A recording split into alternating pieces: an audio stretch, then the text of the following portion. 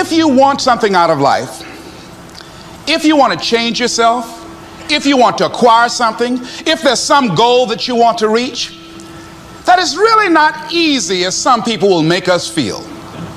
That living your dream, changing your behaviors, overcoming negative habits, it's challenging.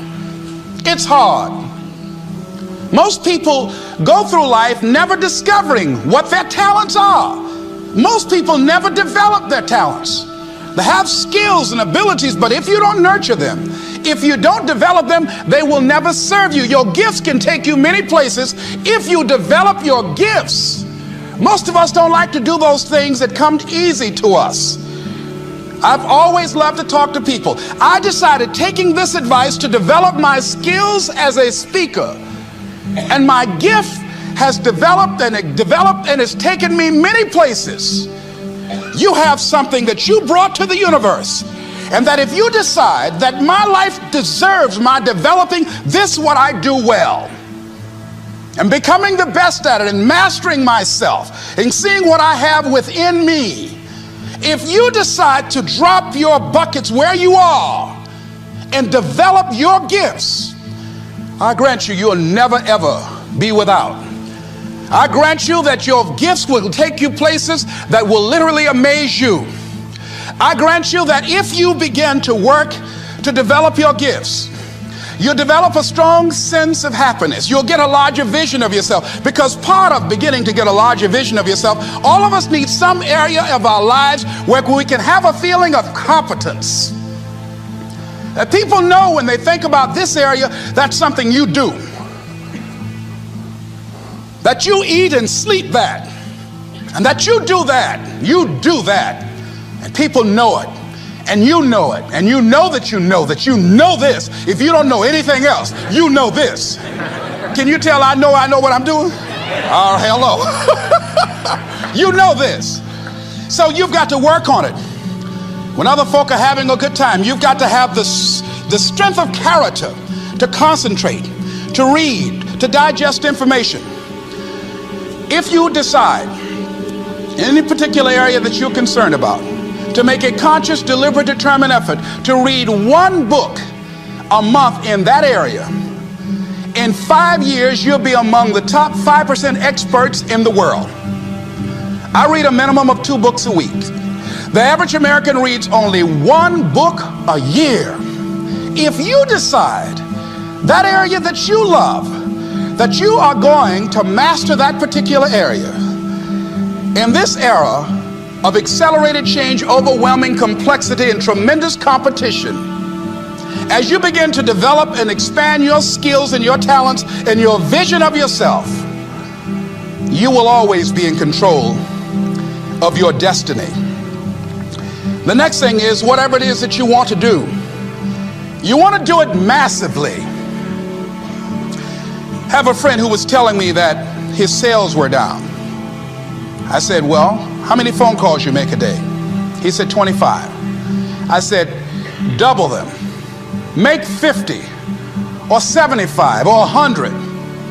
He said, oh man, that's just too much. What do you mean too much?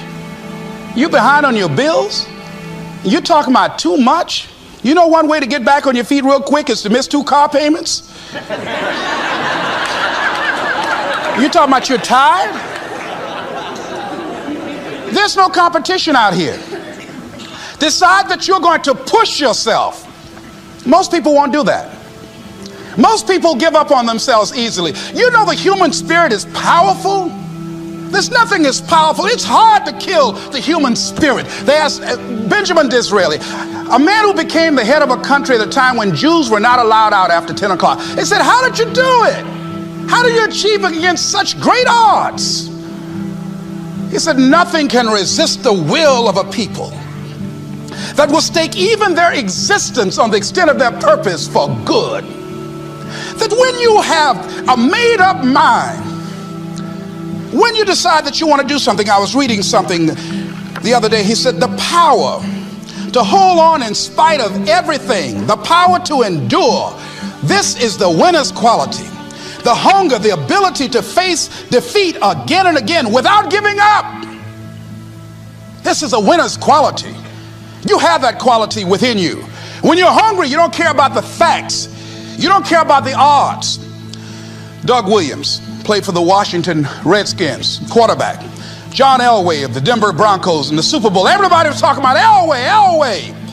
After the Super Bowl, when Doug Williams made a historic passing game, they asked him, said, how were you able, in spite of all of the negative publicity saying that you couldn't win, how did you do it?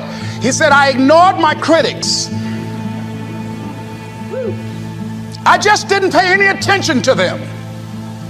I ignored myself because they kept on saying it so much. There were times I doubted whether or not I can do what I needed to do. There's a Doug Williams in everybody here. There's greatness in you. And you've got to learn how to tune out the critics outside and the critic inside. And says, I'm going to do this. I'm going to harness my will. And I'm not going to let anything stop me. I deserve this. I'm going to do it until. And this friend, I told him, said, start increasing your calls. I said, I make 100 calls a day. I got a callus in my ear. My ear's kind of dark. You can't see it, but it's there.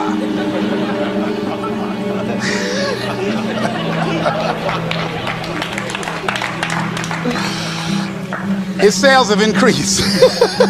He's working harder now. The other thing is that if you want something, you have got to be relentless. You've got to learn how to become resourceful. You've got to learn how to become creative.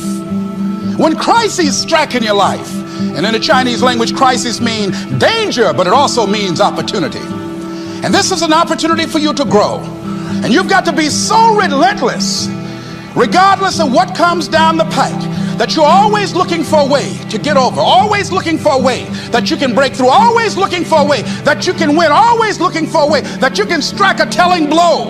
And pretty soon, I think there's some people watching us in the universe that say, wait, let's call a meeting over here.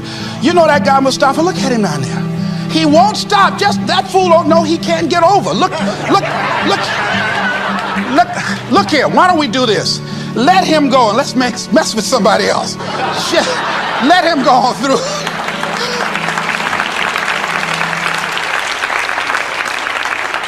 Life will just get tired of whipping you sometimes. And just say, let's just let this one go. I believe this. Now, nobody's told me this, but I just kept on kicking. I didn't have sense enough to stop. I was intelligently ignorant. I didn't know what I couldn't do. So I just tried anything.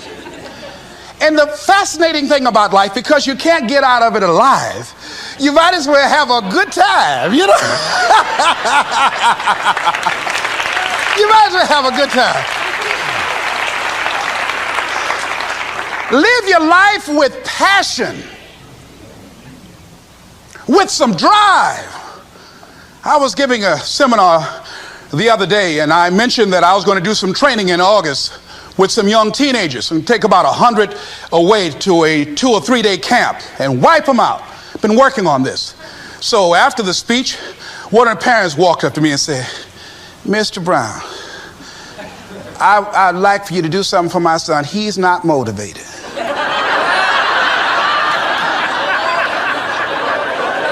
I said, I wonder why.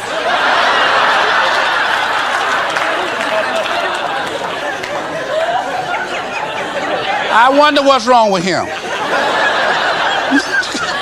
He had no fire whatsoever. See, what you do speak so loudly, folk can't hear what you're saying. And so if you don't have any fire, you know, you've got to watch the people, the relationships that you develop. Have people of kindred mindsets. If you're around folk who are dead and negative all the time, they will affect you.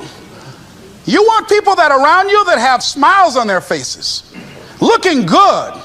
I was telling a group last week, Abraham Lincoln refused to hire a guy because of his face. They said, but the guy can't help it. He said, anybody over 30 is responsible for their face. If you have some depressing face looking at you every day, it affects your blood pressure. Keep these dead faces away from you. It's contagious. This is serious. So you've got to watch your countenance, watch your face, have an uplifted expression, watch your body posture. All of these things affect you psychically. You got to be the kind of person that you are fearless. Fearless. Folk leave fearless people alone. There's some people walk through a neighborhood and every dog in the neighborhood would bark at them.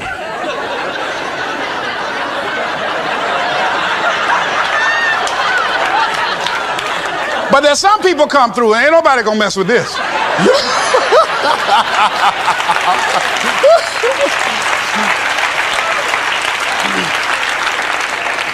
You are unstoppable. And because you are unstoppable, because you've got power that you haven't even begun to use yet, you owe it to yourself to release your brakes. How many of you have the experience of pulling out of your driveway and you mashed on the accelerator and the car was just going, and couldn't move, and you mashed harder and it couldn't move, and then you discovered you had your emergency brakes on. And then you release those emergency brakes and it goes, choo! Have you ever had that experience before? Most of us go through life with our brakes on, holding back, not giving all that we have, not sharing all of ourselves. Most of us go to our graves still holding on rather than releasing it.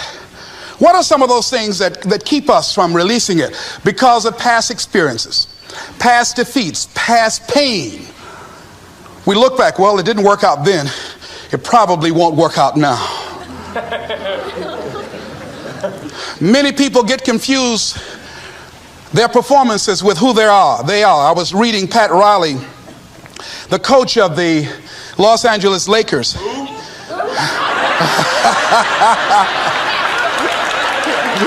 But you're going to like this quote here. After the Trailblazers had blown them out of the water, and I'm sure he said this last night, they asked him, how do you feel? He said, tonight we were exposed for what we are right now.